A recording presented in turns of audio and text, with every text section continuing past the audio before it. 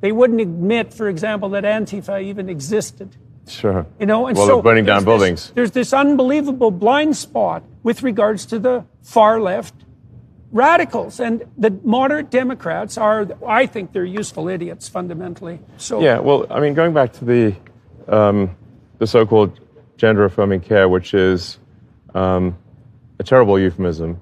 That's for sure. It's really a child sterilization, is what it should be. No, there's mutilation too. Mutilation. Yeah, well, we want to make sure that amalgam is. Sure, fair enough. Yeah. It's child mutilation and sterilization. Yeah. Under the guise of gender-affirming care and compassion. Right. I can't. It's evil. Literally I think can't it's evil. imagine anything worse than that. Yes, it's evil. I mean, you're taking kids who are obviously often far below the age of consent. Yep. Confused, miserable. Yes. The reality is that almost every child goes through some kind of identity crisis. It's part of puberty. Exactly. It's just part of growing up.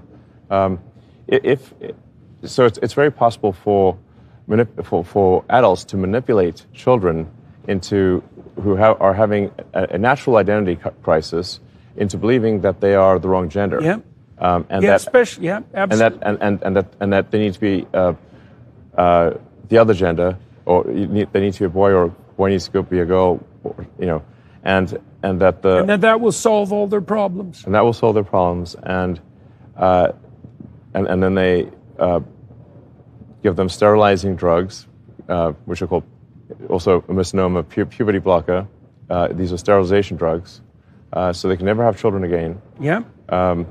They can have double mastectomies, the mutilation. They have their forearms stripped to build non-functioning penises. Yeah, it's macabre, and I mean we have an age of consent for a reason. That the reason you can't get, say, tattoos below age 18, or drink or drive. There are ages at which you can do things, because if we allow children to take permanent actions when they're 10, 12, 14 years old, they will do things that they subsequently greatly regret.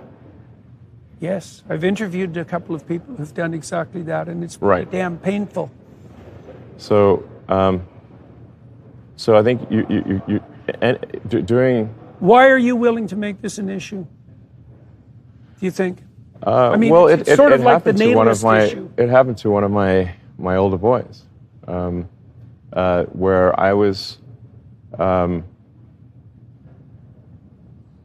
essentially tricked into signing documents for one of my older boys, Xavier.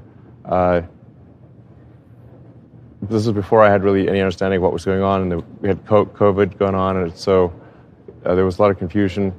I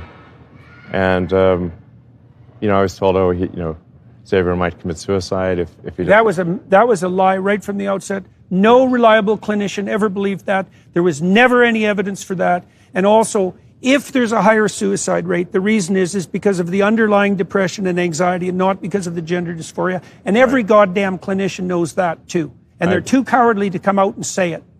Right? And so then we end up in exactly, when I saw that lie start to propagate, it just made the hair on the back of my neck stand up. It's like, I see. So you're telling parents that unless they agree to this radical transformation, that their children are going to die, and you think that's moral, and you think that's true.